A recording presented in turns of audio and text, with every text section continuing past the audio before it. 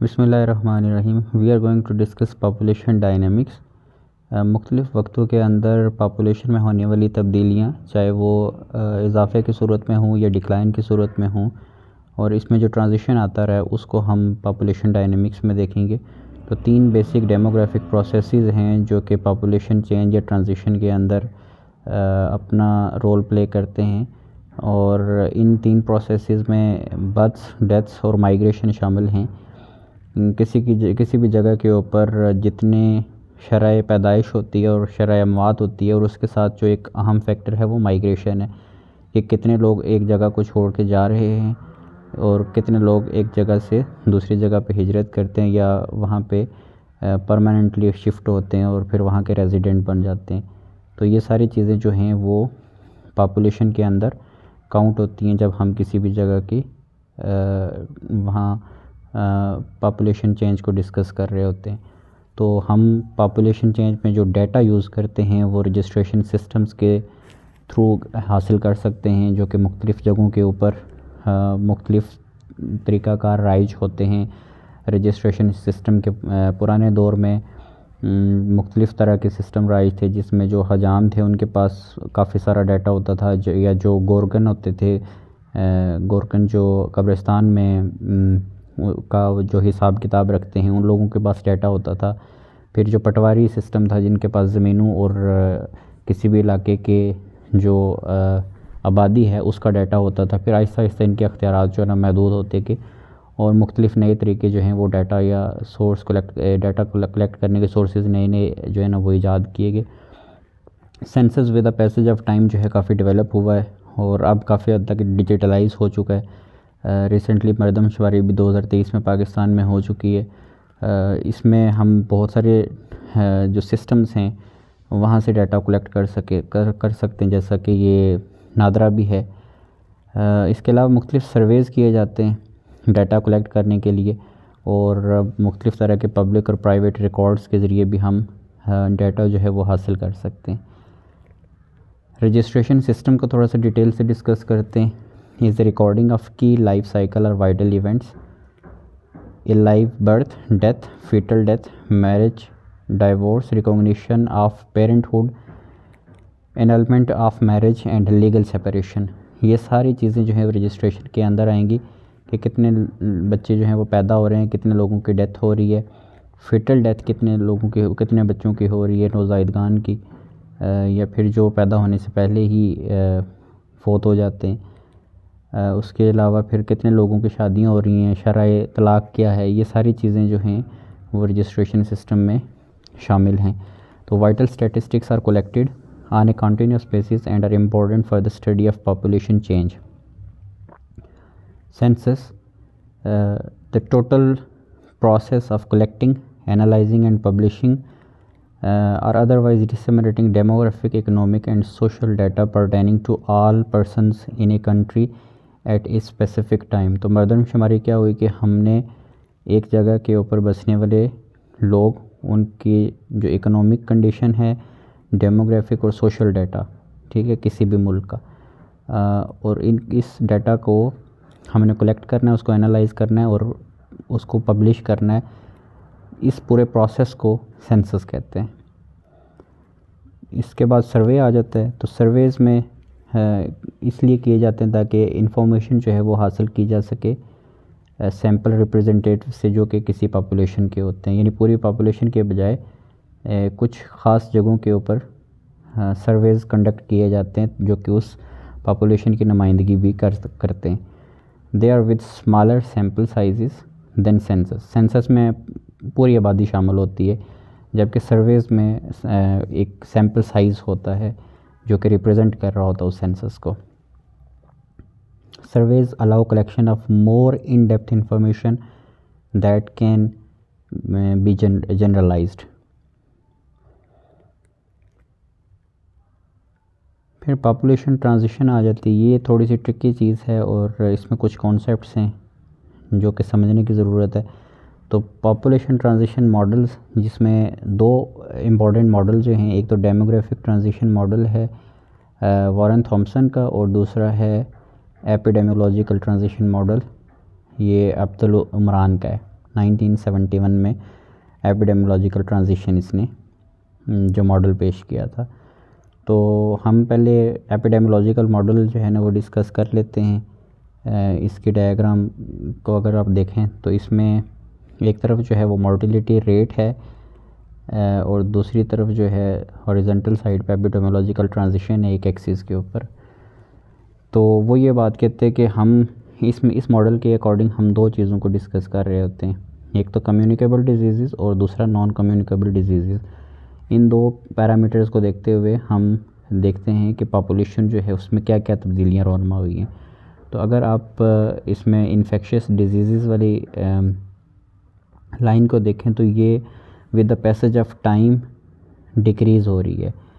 तो इसका मतलब ये है कि इन्फेक्शियस डिजीज़ के ऊपर बहुत हद तक कंट्रोल कर लिया गया है, चाहे वो वैक्सीनेशन के थ्रू हो या फिर लाइफस्टाइल लोगों का चेंज हुआ है, डेवलपमेंट हुई है, इंडस्ट्रियलाइजेशन हुई है और बीमारियों के ऊपर काफ़ी हद तक इन्फेक्शियस डिजीज़ को प्रिवेंटिव मेजर से कंट्रोल करने की कोशिश की गई है। जबकि जो ब्लैक लाइन है वो उसका ट्रेंड जो है वो राइज़ कर रहा है, ऊपर की तरफ जा रहा है। तो इसका मतलब ये है कि जो नॉन कम्युनिकेबल डिजीज़ हैं जैसे कि डायबिटीज़ मेलाइटिस, हाइपरटेंशन, इनके अंदर with the passage of time एक रैपिड सर्ज आई है।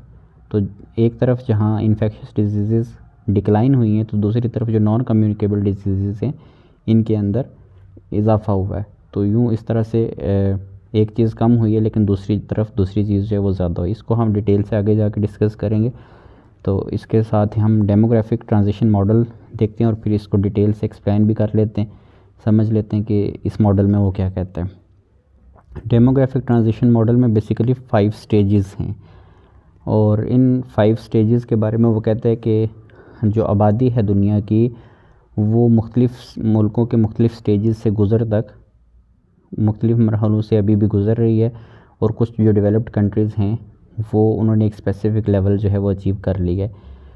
तो अब जो पहली स्टेज है इसको हम स्टेशनरी स्टेज, हाई स्टेशनरी कहते हैं। जो फर्स्ट है और जो फोर्थ है ये स्टेशनरी स्टेजेस हैं। फर्स्ट वाली हाई स्टेशनरी है, स्टेज 4 लो स्टेशनरी है। स्टेज 1 के अंदर अगर देखें तो 2 लाइंस हैं, एक येलो है और दूसरी ग्रीन है। येलो वाली जो है वो बर्थ रेट को रिप्रेजेंट कर रही है जबकि ग्रीन वाली जो है डेथ रेट को रिप्रेजेंट कर रही है। तो अगर देखा जाए तो दोनों जो हैं वो इंक्रीज़ हैं और स्टैटिक ही जा रही हैं, यानी बर्थ रेट भी यहाँ पे इंक्रीज़ होगा और डेथ रेट भी इंक्रीज़ ही है। और यहाँ पे पॉपुलेशन जो है वो हैप्पीहैज़र्डली जो है वो चल रही है कि कभी वो कम हो जाएगी कभी ज़्यादा हो जाएगी। जबकि जो दूसरी स्टेज है उसमें अगर देखा जाए तो जो बर्थ रेट है वो जो येलो लाइन है वो वैसी की वैसी ही है तकरीबन, लेकिन जो ग्रीन लाइन है वो नीचे की तरफ है। इसका मतलब ये है कि डेथ रेट काफ़ी हद तक डिक्लाइन हुआ है और रैपिडली डिक्लाइन हो रहा है, जबकि बर्थ रेट में कोई ज़्यादा तब्दीली नहीं आई। यहाँ पे बर्थ रेट अभी भी काफ़ी हद तक हाई है। तो इस तरह से यहाँ पे जो एक नेचुरल इंक्रीज़ है जिसको हम आर से भी रिप्रेजेंट करते हैं वो यहाँ पे काफ़ी ज़्यादा होगा। तो जो पॉपुलेशन है, पॉपुलेशन का ट्रेंड देखें आप तो जो ब्लू लाइन है, ब्लू लाइन ऊपर की तरफ जा रही है। इसका मतलब ये है कि इस स्टेज के अंदर रैपिड राइज़ इन पॉपुलेशन देखा गया है कि जहाँ पे बर्थ रेट अभी भी ज़्यादा है लेकिन डेथ रेट कम है, तो पॉपुलेशन उसमें रैपिड सर्ज है। थर्ड में जाएं तो जो ग्रोथ रेट है, बर्थ रेट जो येलो लाइन है वो तेज़ी से नीचे की तरफ आ रही है और दूसरी तरफ जो ग्रीन लाइन है वो भी नीचे की तरफ। इसका मतलब ये इस स्टेज के अंदर बर्थ रेट भी कम है और डेथ रेट भी कम है, यानी कि there is rapid decline in birth rate and there is decline in death rate as well. लेकिन पॉपुलेशन जो है वो अभी भी यहाँ पे इंक्रीज़ होने की तरफ जा रही है। तो पाकिस्तान जो है इस लेट एक्सपेंडेड थर्ड स्टेज के अंदर से गुज़र रहा है। फिर स्टेज 4 में अगर देखा जाए तो अगेन बर्थ रेट और कम हो रहा है लेकिन डेथ रेट जो है वो तकरीबन सेम होना शुरू हो गया है। तो ये दोनों जो है ना वो अब लाइन्स जो है ना वो मिलना शुरू हो गई हैं। स्टेज 5 में देखा जाए तो जो बर्थ रेट है वो और कम हो गया, लेकिन डेथ रेट जो है वो उसकी लाइन जो है वो सीधी जा रही है। तो स्टेज 5 के अंदर जो है वो पॉपुलेशन थ्योरेटिकली डिक्रीज़ होनी चाहिए। Next slide, the demographic transition theory, the transition from a combination of high birth rate and a high death rate to a combination of low birth rate and low death rate with a decline in birth rate lagging behind the decline in death rates, so that during the middle phase of transition there is population explosion. अब इसी demographic transition model के diagram को उसने explain किया है। वो सारी बातें जो ऊपर मैंने आपको थ्योरी में बताई हैं वही इसने इस टेबल में लिख दी हैं कि स्टेज 1 के अंदर अगर देखा जाए तो बर्थ रेट भी ज़्यादा है और डेथ रेट भी हाई है। तो यहाँ पे जो पॉपुलेशन है वो फ्लक्चुएट कर रही है, वो कभी कम हो जाती है कभी ज़्यादा हो रही है। अगर ब्लू लाइन को देखा जाए तो उसमें फ्लक्चुएशन आ रही है कि कहीं ऊपर की तरफ जाती है, फिर नीचे आ जाती है, फिर ऊपर की तरफ चली जाती है स्टेज 1 के अंदर। फिर स्टेज 2 में हाई बर्थ रेट है, लेकिन जो डेथ रेट है वो रैपिडली नीचे की तरफ आया है, जो ब्लैक लाइन, जो डार्क ब्लैक लाइन जो है ना वो शो कर रही है कि रैपिडली वो नीचे आ रही है, लेकिन जो बर्थ रेट है अभी भी वो हाई है स्टेज 2 के अंदर। यहाँ पे रैपिड पॉपुलेशन ग्रोथ अभी भी हो रही है। फिर स्टेज 3 के अंदर जो बर्थ रेट है वो बहुत तेज़ी से नीचे आया है, जो रेड लाइन है, और जो ब्लू लाइन है वो बड़ी तेज़ी के साथ ऊपर की तरफ जा रही है। यानी कि डेथ रेट अगरचे जो पॉपुलेशन है वो इंक्रीज़ हो रही है, जो ट्रेंड है वो ऊपर की तरफ जा रहा है। जबकि हम ब्लैक लाइन को अगर देखें तो ब्लैक लाइन ऑलमोस्ट स्टैटिक है, अभी भी जो डेथ रेट है वो काफ़ी हद तक कम है। अब स्टेज 3 के अंदर जो रैपिड पॉपुलेशन ग्रोथ है वो पहले देखी गई और देन स्लोली फिर वो इंक्रीज़ होती है। तो इस तरह से स्टेज 3 के अंदर पॉपुलेशन ये डेमोग्राफिक चेंज के लिहाज से पाकिस्तान इस फेज़ के अंदर इस जोन में है। स्टेज 4 में फिर लो बर्थ रेट है और लो डेथ रेट है। अगर दोनों हम रेड और ब्लैक लाइंस को देखें तो तकरीबन एक जैसी हैं, स्टेज से गुजर रही हैं। थोड़ी सी बर्थ रेट में फ्लक्चुएशंस आ रही हैं रेड लाइंस में, कभी नीचे और कभी ऊपर। तो ओवरऑल डेथ रेट कम है, बर्थ रेट दोनों कम है, और एक स्टेबल पॉपुलेशन जो है इस फेज़ के अंदर स्टेज 4 में देखी गई है। स्टेज 5 में low birth rate, falling below death rate and low death rate दोनों जो है ना लो हैं, और यहाँ पे आइडियली थ्योरेटिकली जो पॉपुलेशन है वो डिक्लाइन होनी चाहिए। तो इस डेमोग्राफिक ट्रांजिशन मॉडल की जो डायग्राम है तो इसमें हमने 5 स्टेजेस देखी। एक साइड के ऊपर हम टाइम एक एक्सिस के ऊपर रखा, और दूसरी पे जो हमने बर्थ और डेथ रेट्स जो है ना पर 1000 पर ईयर के हिसाब से हमने देखा कि किस तरह से उनमें क्या क्या तब्दीलियाँ आ रही हैं। जो रेड लाइन थी इसको आप दोबारा देखें तो ये बर्थ रेट को रिप्रेजेंट करती है, ब्लैक लाइन डेथ रेट को, और जो ब्लू लाइन है ये टोटल पॉपुलेशन को रिप्रेजेंट करती है। तो ब्लू लाइन जो है ना अगर देखा जाए ना तो स्टेज 1 से लेके स्टेज 4 तक इसमें इंक्रीज़ ही देखा गया, इसका ट्रेंड हमेशा ऊपर ही गया है जब से हम पॉपुलेशन के ट्रांजिशन को मेजर कर रहे हैं। स्टेज 5 के अंदर आके जो है इसमें एक डिक्लाइन देखा गया जब बर्थ रेट और डेथ रेट दोनों बहुत नीचे चले गए। अब हम एक एक स्टेज को अलग से डिस्कस करेंगे डिटेल के साथ। तो स्टेज 1 में बर्थ रेट और डेथ रेट जो हैं वो दोनों हाई हैं, with 2 rates being approximately equal. Population growth is slow although the potential for more rapid growth is there. कि अभी तक तो पॉपुलेशन ग्रोथ स्लो है, लेकिन इस स्टेज के अंदर इतना पोटेंशियल मौजूद है कि ये बड़े तेज़ी के साथ ऊपर जा सकती है पॉपुलेशन यहाँ से। The death rate fluctuates in response to war and disease. ये अहम बात है। क्या वजह है कि वो ट्रेंड जो है वो कभी ऊपर कभी नीचे जा रहा है? ये फ्लक्चुएशन इसलिए आ रही है क्योंकि वो दौर ऐसा था कि जिसमें जंग काफ़ी कम, जंगें बहुत ज़्यादा होती थी, बहुत सारे लोग जो थे वो जंगों में मारे जाते थे, या कोई ऐसी डिज़ीज़ आई जो कि पैंडेमिक हुई, एपिडेमिक हुई, तो फिर वो पूरी आबादी जो थी वो उस बीमारी की नज़र हो जाती थी। तो this stage involves low income agricultural economy, के ज़राअत जो थी वो इतनी ग्रो नहीं की हुई थी, लोगों की आमदन कम थी, और कहत साली का भी लोगों को ख़दशा होता था, और बहुत सारे लोग कैद से भी मर जाते। तो स्टेज 1 के अंदर इसलिए फ्लक्चुएशन जो हैं वो आ रही हैं कि या तो जंग लगी रहती थी, या कोई बीमारी आ जाती थी, या कैद पड़ जाता था। स्टेज 2, तो स्टेज 2 में अगर आप देखें तो रेड लाइन जो है वो अभी भी स्ट्रेट है, यानी उसके अंदर जो बर्थ रेट है वो अभी तक स्टेबल जा रहा है, उसमें इंक्रीज़ ही है, लेकिन डेथ रेट काफ़ी तेज़ी से नीचे है। Dramatic reduction in death rate as a result of industrialisation and related medical and health advances. ये इंडस्ट्रियलाइजेशन का दौर शुरू हो गया, फैक्ट्रीज़ लगना शुरू हो गई, लोगों के मेडिकल सर्विसेज बेहतर होना शुरू हो गई, हेल्थ के अंदर बहुत सारे एडवांसेस आना शुरू हो गई। तो इस तरह से जो डेथ रेट है वो कम होना शुरू हो गया, जो लाइफ स्पैन है लोगों का वो बढ़ना शुरू हो गया, उम्रें बढ़ना शुरू हो गई। This reduction in death rate is not accompanied by a parallel reduction in birth rate, कि अगरचे बहुत रैपिडली डिक्लाइन आया है डेथ रेट में, लेकिन बर्थ रेट में कोई फ़र्क नहीं पड़ा। शायद इसकी वजह ये थी कि उस दौर के अंदर अभी जो फैमिली प्लानिंग जो थी वो इतनी ग्रो नहीं कर रही थी। Hence the rate of the natural increase, जिसको हमने आर कहा था, वो अभी भी हाई है। पोटेंशियल ग्रोथ इज़ रैपिड, यहाँ पे अभी भी अगर आप टोटल पॉपुलेशन वाले लाइन देखें, ब्लू लाइन, तो वो ऊपर की तरफ ट्रेंड कर रही है, तो राइज़ कर रही है, यहाँ पे पॉपुलेशन ग्रोथ इंक्रीज़ हो रही है।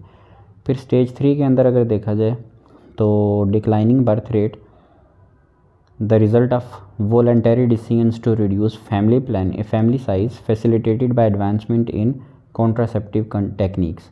तो यहाँ पे फैमिली प्लानिंग जो है ना वो इस स्टेज के अंदर, इस दौर के अंदर लोगों ने शुरू कर दी, जिसमें से करंटली बहुत सारे मुल्क गुजर भी रहे हैं, और उनमें से पाकिस्तान जो है वो एक है कि यहाँ पे कॉन्ट्रासेप्टिव इस्तेमाल होना शुरू हो गई, लोग कम बच्चे पैदा करना शुरू हुए, और वो बहुत सारे डिसीजन जो थे वॉलंटरी थे, लोगों ने खुद से ये करना शुरू कर दिए willingly. This is related to increase standard of living, लोगों का मयार ज़िंदगी बेहतर होना शुरू हो गया। अब यहाँ पे जो नेचुरल इंक्रीज़ आर था ना वो फॉल कर गया as birth rate approaches the already low death rate, कि डेथ रेट के करीब करीब आना शुरू हो गया बर्थ रेट। तो population growth is once again slow, ये स्टेज है जहाँ पे पॉपुलेशन पे थोड़ा सा कंट्रोल आ जाता है, थर्ड में जिसको हम जिससे पाकिस्तान गुज़र रहा है। Then stage 4, birth and death rate are again as in the first stage approximately equal. Stage 4 के अंदर जैसे पहले स्टेज 1 के अंदर जो तब्दीलियाँ थी कि दोनों हाई थे, इसमें दोनों लो हैं। यहाँ पे जो आर है नेचुरल इंक्रीज़ वो रीअपीयर हुआ है, low or reappears. The transition involves a change in high birth rate and death rate to a much more socially acceptable state of affairs. तो ये एक आइडियल सा सिनारियो यहाँ पे इस स्टेज 4 के अंदर बनना शुरू हो गया। Stage 5, birth rate are lower than death rates, लेकिन ये काम सारा थ्योरेटिकली होगा, प्रैक्टिकली ऐसा पॉसिबल नहीं है कि डेथ रेट जो है वो बर्थ रेट जो है वो डेथ रेट से कम हो जाए, वरना तो दुनिया का जो एक रिप्रोडक्टिव सिस्टम है जिस पे पूरा निज़ाम बेस करता है कुदरत का, उसमें फिर कहीं ना कहीं फॉल्ट्स आना शुरू हो जाएंगे। यहाँ पे जो आर है वो लो है, वो कंटिन्यू है अभी तक। The transition involves a change in high birth rate and death rates to a birth rate lower than death rate. तो इतनी बड़ी ट्रांजिशन आई है कि हम पहली स्टेज के ऊपर थे जहाँ पे बर्थ रेट डेथ रेट दोनों हाई थे, और अब ऐसी स्टेज पे आ गए हैं जहाँ बर्थ रेट डेथ रेट से भी कम हो गए। तो ये थ्योरेटिकल स्टेज है, इस आइडियली ऐसी स्टेज जो है वो शायद पॉसिबल नहीं। तो द डेमोग्राफिक ट्रांजिशन थ्योरी, इसको अगर हम देखें तो मुख्तलिफ़ मुल्कों के अंदर इसकी सूरत हाल मुख्तलिफ है। अमेरिका के अंदर पॉपुलेशन ट्रांजिशन थोड़ी सी डिफरेंट है, पाकिस्तान के अंदर या जो डेवलपिंग कंट्रीज़ हैं, जो गरीब कंट्रीज़ हैं, उनके अंदर सूरत हाल बिल्कुल अलग है। तो डेवलप्ड वर्सेस डेवलपिंग नेशन में all industrialised Nations have gone through these stages of demographic transition.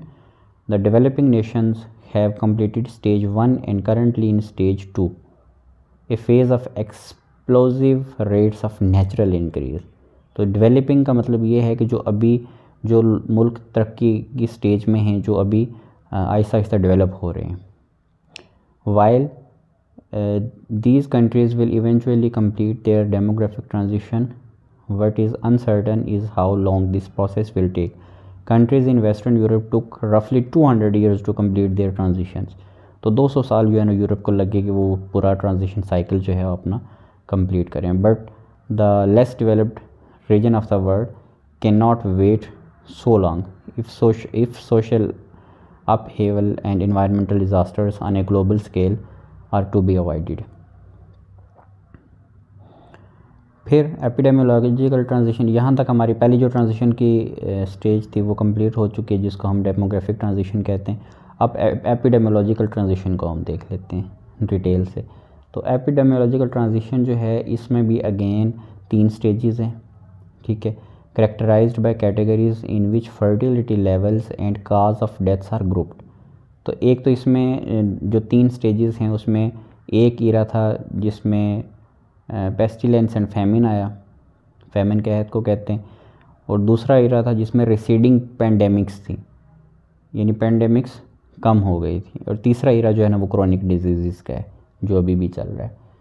तो epidemiological transition comprises of first 3 stages of the health transition. तो इन 3 स्टेजेस को हम डिटेल से जो है डिस्कस करेंगे. तो एपिडेमियोलॉजिकल ट्रांजिशन की जो 5 स्टेजेस हैं इनको अगर देखा जाए तो पहली स्टेज के अंदर इन्फेक्शियस एंड पैरासिटिक डिजीज़, बहुत सारी बीमारियां जो थीं उस दौर के अंदर स्टेज 1 में ऐसी थी कि एक इन्फेक्शन हुआ या कोई पैरासिटिक डिजीज़ आई तो उसने पूरी आबादी को तहस नहस करके रख दिया. फिर इसमें एक्सीडेंटल डेथ्स जो कि एनिमल अटैक्स की वजह से होती थी वो काफ़ी ज़्यादा थी.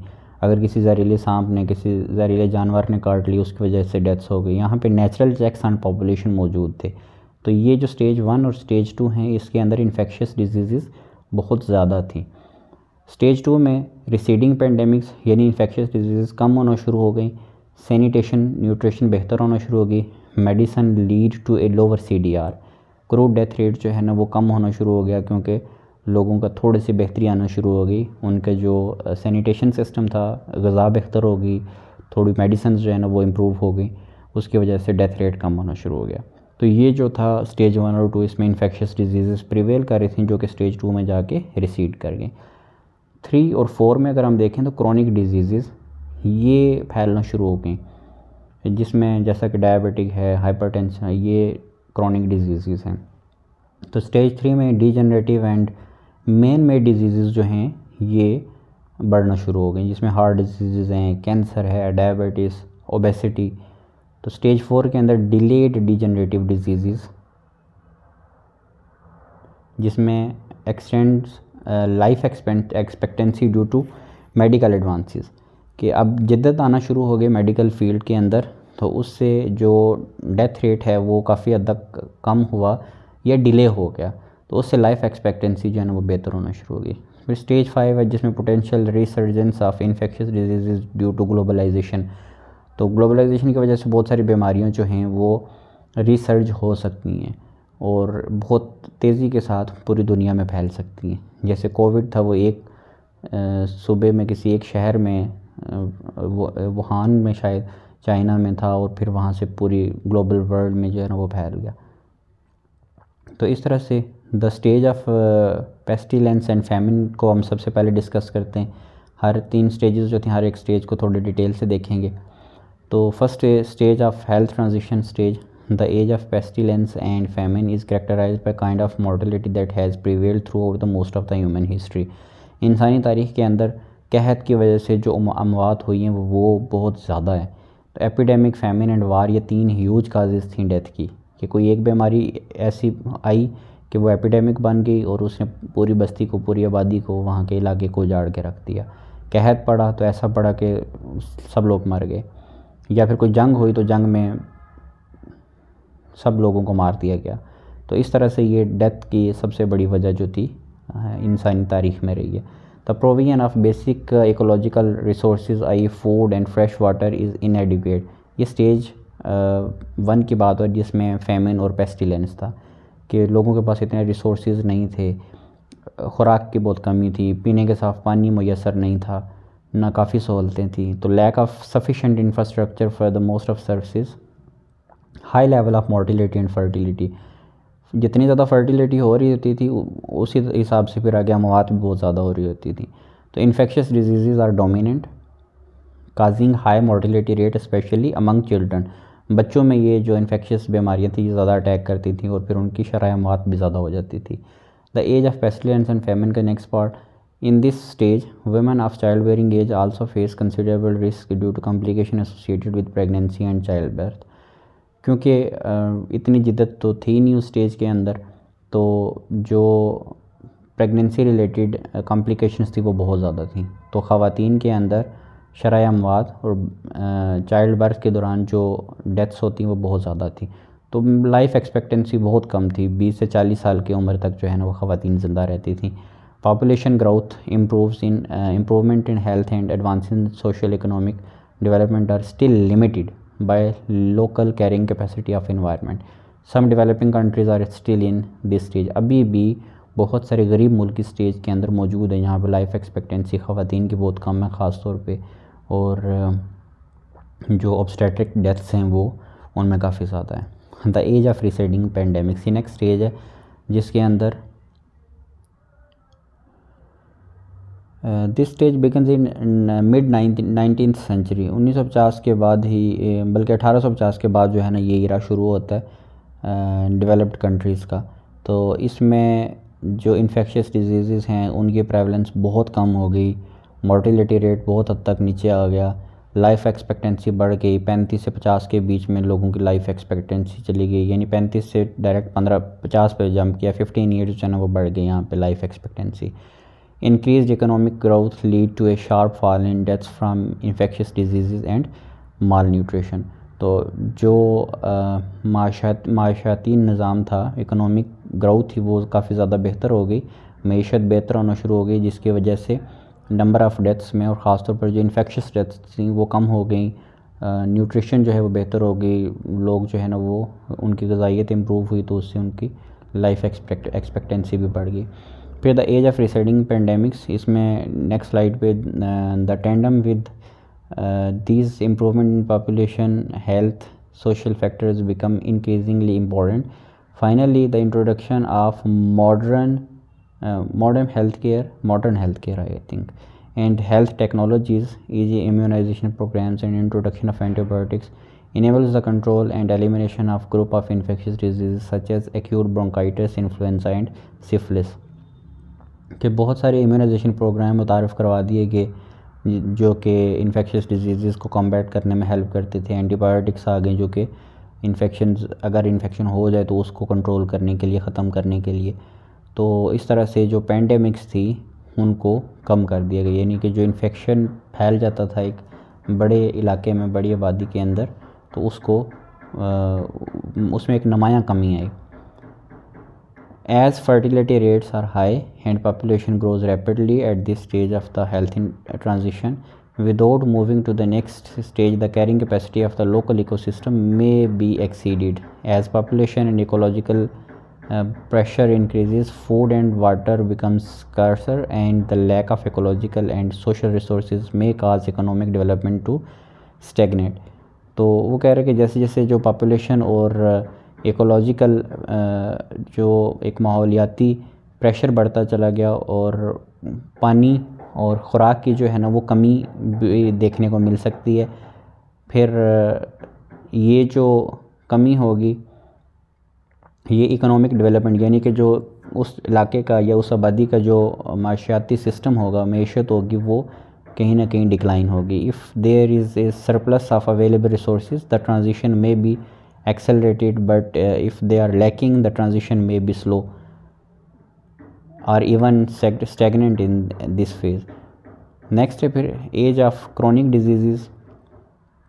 तो ये थर्ड स्टेज है in the elimination of infectious disease makes way for the chronic disease among elderly, कि जहाँ पे इन्फेक्शियस डिजीज़ कम हुई हैं तो अगर दूसरी तरफ देखा जाए तो क्रोनिक डिजीज़ उतनी ही ऊपर गई हैं। While improved health care means that these are less lethal than infectious diseases, they nonetheless cause relatively high levels of morbidity। कि जहाँ पे अगर देखा जाए कि एडवांसमेंट आई है मेडिसन में, अब ये डिजीज़ जो क्रोनिक डिजीज़ हैं ये बहुत हद तक कंट्रोलेबल हैं, लेकिन इसके बावजूद जो मॉर्बिडिटी है वो बहुत ज़्यादा है। यानी कि अगरचे डायबिटिस मेलाइटिस के लिए, शुगर के लिए एंटी डायबिटिक मेडिसिन जो है ना वो अवेलेबल हैं, शुगर लेवल्स को कंट्रोल किया जा सकता है, लेकिन इसका मतलब हरगिज़ ये नहीं है कि लोग शुगर की बीमारी में मुब्तला ही नहीं होते, बल्कि अब जो है मॉर्बिडिटी और ज़्यादा हो गई है, बीमारी में मुब्तला होने के चांसेस पहले से बहुत ज़्यादा बढ़ गए हैं। अब इसके नतीजे में जहाँ मोर्टेलिटी रेट कम हुए हैं, लेकिन मॉर्बिडिटी रेट यानी कि शरह अमवात कम हुई है, और बीमार होने का जो ख़तरा या ख़दशा या इम्कान मौजूद होता है वो कहीं ज़्यादा बढ़ गया। Increasingly health pattern depends on social and cultural behaviour such as pattern of food consumption and drinking behaviour. तो इस तरह से जो हमारे हेल्थ पैटर्न हैं वो चाहे वो समाजी या सकाफ़ती तौर पे जो हमारे रवैये हैं वो इस तरह से इस्टेब्लिश हुए हैं कि हम क्या चीज़ खाते हैं और क्या पीते हैं, ये डिपेंड करता है कि हमारा जो हेल्थ पैटर्न्स हैं वो कैसे रहेंगे। Due to low levels of mortality and fertility there is little population growth. तो ये जो एज ऑफ क्रॉनिक डिजीज़ है, जिसको इरा ऑफ क्रॉनिक डिजीज़ कहते हैं, इसमें शरह अमवात कम हुई है और फर्टिलिटी रेट भी कम हुआ है, और इसमें जो पॉपुलेशन ग्रोथ है वो कम हुई है। When the health transition is at an advanced stage, life expectancy जो वो 80 years तक चली जाती है। However, the prevalence of one or more diseases means that such a long life also includes an average a relatively long period of morbidity।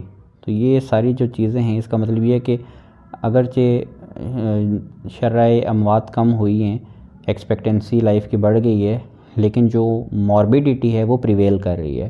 यानी एक बंदा अगर 80 साल तक ज़िंदा रहा है तो वो ऐसा नहीं है कि वो 100% डिज़ीज़ फ्री होगा, बल्कि वो मुख्तलिफ़ तरह की बीमारियों से एट द सेम टाइम लड़ रहा होगा, और वो जो मॉर्बिडिटीज़ हैं वो एग्जिस्ट कर रही होंगी, को एग्जिस्ट कर रही होंगी। अब ये जो स्टेज है क्रॉनिक डिजीज़ की occurs at different rates in different nations. मुख्तलिफ़ मुल्कों में मुख्तलिफ़ तरह के रेट्स इनके हैं। In both developed and developed countries mortality rates are driven by socially determined factors. और जो डेवलप्ड नेशन हैं they are also driven by medical technology. It becomes necessary to ensure sufficient social and health care investment for all age groups. At the same time, there is increased demand for health care related to the diseases of older people, जिसको हम गैरियाटिक medicine भी कहते हैं या senile medicine भी शायद इसी को कहते हैं। तो इस तरह से हमारे ये जो सेकंड मॉडल था वो भी कंप्लीट हुआ। नेक्स्ट जो है वो है हेल्थ ट्रांजिशन।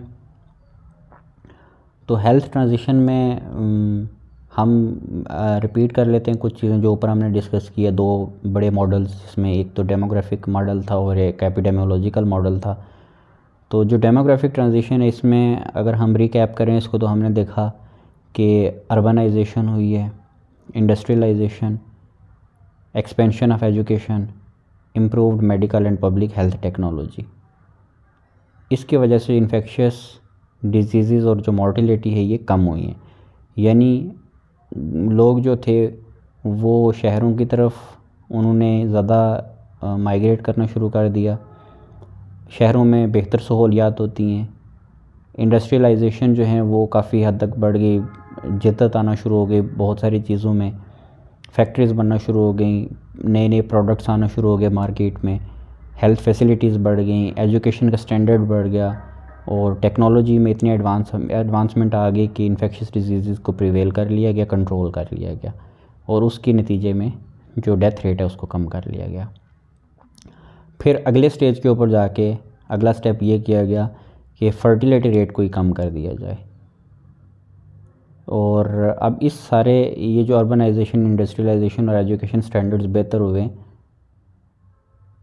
तो इसके नतीजे में कुछ नुकसानात भी हुए हैं कि economic recession and increasing inequality के ज़ाहिर जितने ज़्यादा रिसोर्सेज थे वो उतने ज़्यादा यूटिलाइज़ भी होना शुरू हो गए, और जब यूटिलाइज़ होना शुरू हो गए तो इसका मतलब ये कि जो हम मईशत है वो रिसेशन की तरफ जाना शुरू हो गई। तो इनइक्वालिटी हो गई, यानी कि जिसको जितनी ज़रूरत थी वो नहीं मिल रही, यानी जो सहूलियात सबको एक जैसी मिलनी चाहिए थी वो नहीं मिल रही। तो इसकी वजह से परसिस्टेंस और री एमर्जेंस ऑफ कम्युनिकेबल डिजीज़। अब इसके नतीजे में ये जो एक इनजस्टिस था कि रिसोर्सेज जो थे इम्बैलेंस आ गया, उनमें कुछ लोगों के पास बहुत ज़्यादा रिसोर्सेज या सहूलतें चली गई और कुछ के पास कम, तो उसके वजह से जो गरीब था वो और ज़्यादा गरीब हो गया, उसका लिविंग स्टैंडर्ड और नीचे चला गया, और उसके बाद फिर जो कम्युनिकेबल डिजीज़ थी वो रिसर्च उनका आना शुरू हो गया। जैसे कि बहुत सारे जो पोलियो केसेस हैं वो ज़्यादातर गरीब इलाकों में, या फिर जो कम्युनिकेबल डिजीज़ हैं वो जो हैं वो गरीब लोगों के अंदर जो है ना वो ज़्यादा फैलना शुरू हो गए हैं।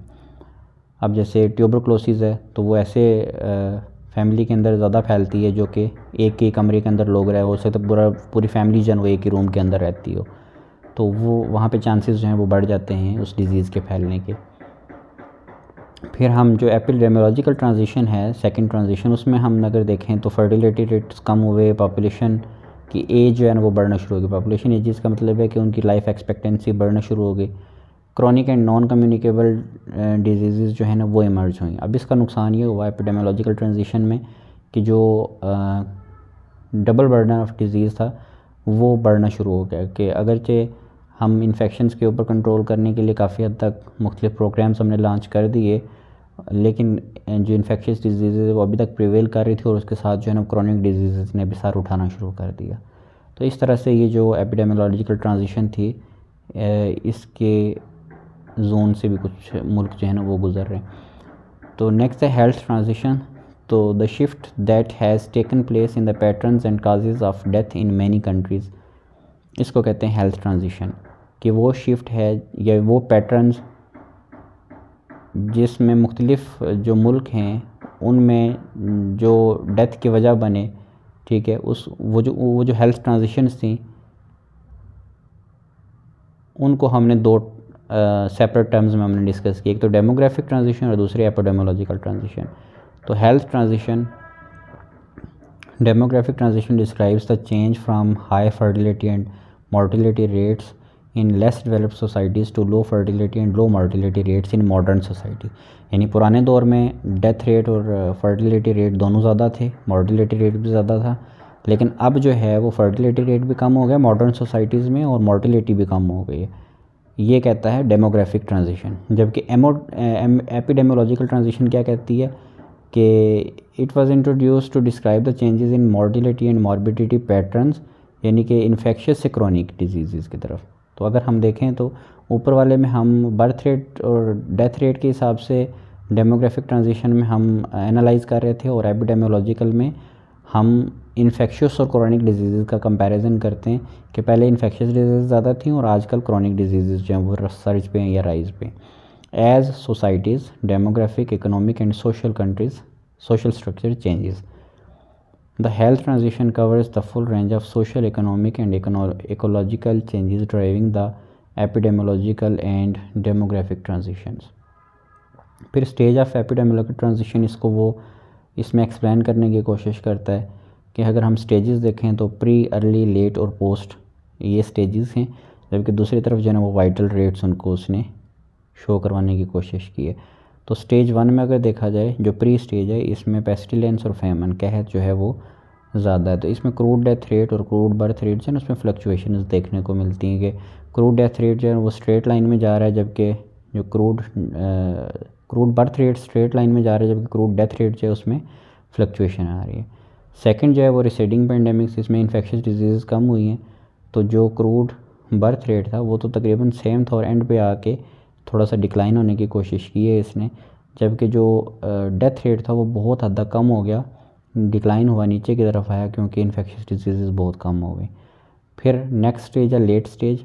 तो इस ट्रांजिशन की स्टेज में क्या हुआ कि डिजेनरेटिव और मैन मेड डिजीज़ बढ़ गई, क्रॉनिक डिजीज़ बढ़ना शुरू हो गई, और ऐसी बीमारियां जो कि इंसान के अपनी ईजादात थी वो बढ़ना शुरू हो गई। तो इसमें जो क्रूड डेथ रेट है उसमें रैपिड डिक्लाइन आया है, लेकिन जो डेथ रेट है वो अब स्ट्रेट लाइन में यानी कि लोअर साइड पे आगे की तरफ बढ़ रहा है। फिर जो पोस्ट स्टेज है इसमें delayed degenerative disease and emergence of infectious disease, कि इसमें जो क्रॉनिक डिजीज़ थी, डिजेनरेटिव डिजीज़ थी, उसमें एक डिले आया है, उसके जो मॉडर्न टेक्नोलॉजी की वजह से या मेडिसिन में जो जिद्दत आई है उसकी वजह से उसके ऊपर काफ़ी हद तक कंट्रोल करने की कोशिश की गई है।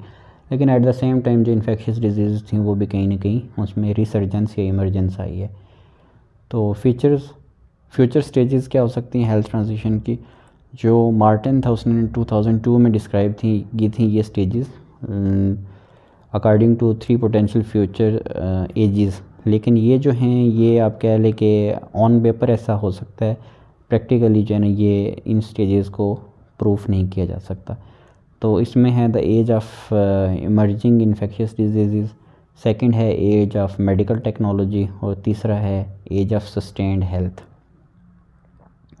These stages are imaginary, although some features are already recognizable in some countries and are not sharply delineated. There is always a continuum. तो ये imaginary stages हैं सारी. Of course, each country follows its own route to ages in the question. The age of emerging infectious diseases. In this stage, the emergence of new infectious diseases or the re-emergence of old ones will have significant impact on the health. A number of factors will influence this development, जिसमें travel and trade है, microbiological resistance है, human behaviour, फिर breakdown in health system, increase pressure on environment, social, political and economic factors that cause the movement of people will increase contact between people and microbes. The overuse of antibiotics, insecticides combined with inadequate and deteriorating public health infrastructure will hamper or delay responses to increasing disease threat. एक तो antibiotics का बहुत ज़्यादा use हो रहा है, insecticides का बहुत ज़्यादा यूज़ हो रहा है, इन दोनों की वजह से जो पब्लिक हेल्थ इंफ्रास्ट्रक्चर है वो डिटेरियोरेट होगा, और जब वो डिटेरियोरेट होगा तो ये जो डिज़ीज़ थ्रेट है उसको इंक्रीज़ करेगा. The age of emerging infectious disease.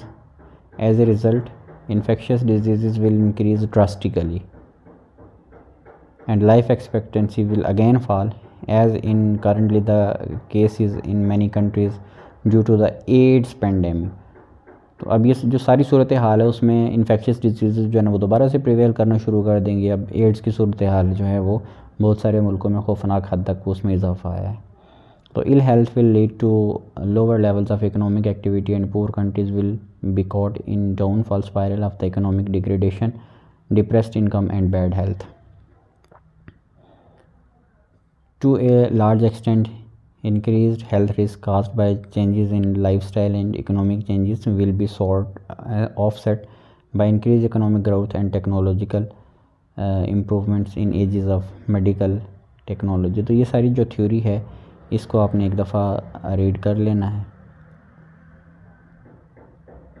फिर हेल्थ ट्रांजिशन डेवलप्ड कंट्रीज़ में currently most developed countries are in third stage of health transition, जैसा कि पाकिस्तान भी है, जिसमें फर्टिलिटी रेट्स लो हैं.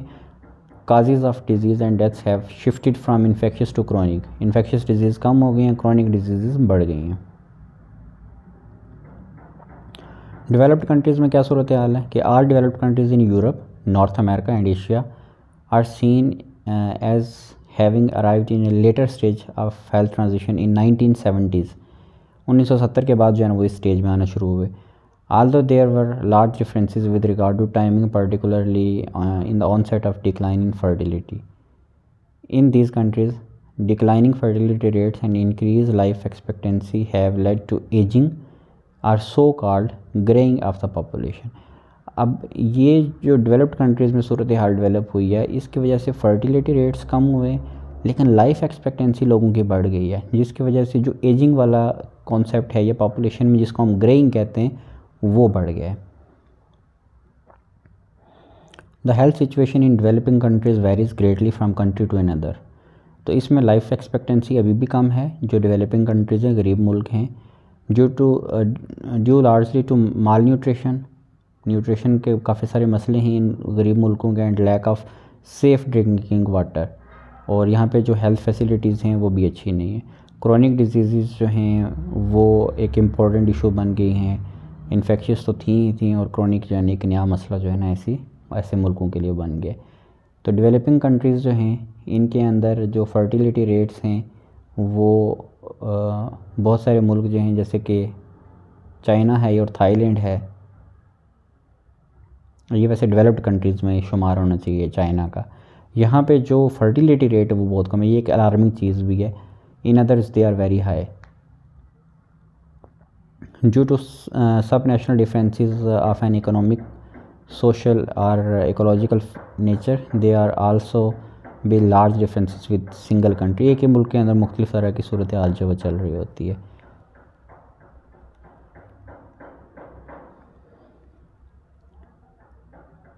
जो फ्यूचर डेवलपमेंट है will not be same for all countries and developing countries are unlikely to follow the same transition path as the developed world.